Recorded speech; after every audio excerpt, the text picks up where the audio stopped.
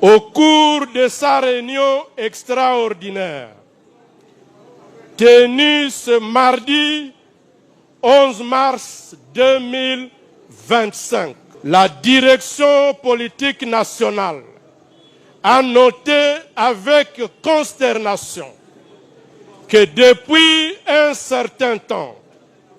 il s'observe à Kinshasa une campagne de sape, de dénigrement, de mépris, de haine, de diabolisation et d'appel à l'élimination physique de l'honorable Vital Kamerhe, pourtant président de l'Assemblée nationale, président de l'Union pour la nation congolaise, UNC en sigle. Cette campagne menée à des séquences variées, mais coordonnées, et répondant à un modus operandi identique à travers les réseaux sociaux, les médias traditionnels, radios et télévisions, les rassemblements populaires et récemment, soit ce dimanche 9 mars 2025, au cours d'une matinée politique dans la salle du Centre culturel pour les pays d'Afrique centrale, dont le but ultime visé, mais inavoué, est, sans nul doute, l'élimination physique et politique d'un concurrent politique issu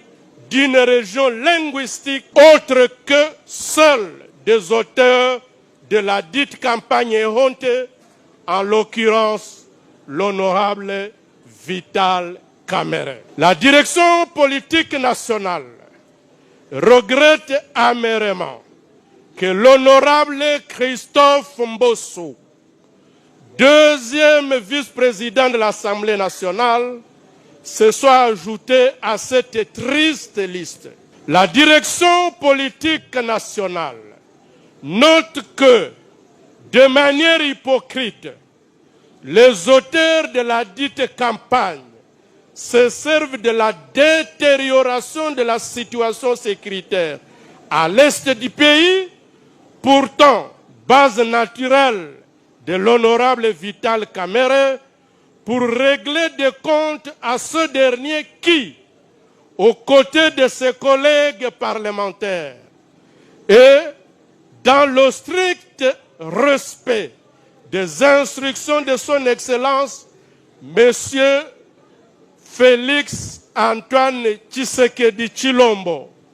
président de la République, chef de l'État et commandant suprême des forces armées de la République démocratique du Congo, n'a ménagé le moindre effort pour tenter de contenir la situation dramatique à l'est du pays, dans les limites évidemment de celles prérogatives qui sont les siennes en qualité de président de l'Assemblée nationale, qui ne peut faire plus car n'intervenant pas dans la chaîne de commandement de l'armée, ni dans celle de son financement, et encore moins celle de son approvisionnement logistique. Il est déplorable de constater qu'au moment où le président de la République appelle toutes les forces politiques et les forces vives de la nation à se mettre ensemble pour faire face à l'ennemi, certains esprits visiblement conscients ou inconscients, à la solde de l'ennemi, propagent des discours de division au sein de l'opinion et servent de justification au narratif de l'ennemi. La direction politique nationale met en garde les auteurs de ces discours et déclare se réserver le droit de les poursuivre en justice. Enfin, la direction politique nationale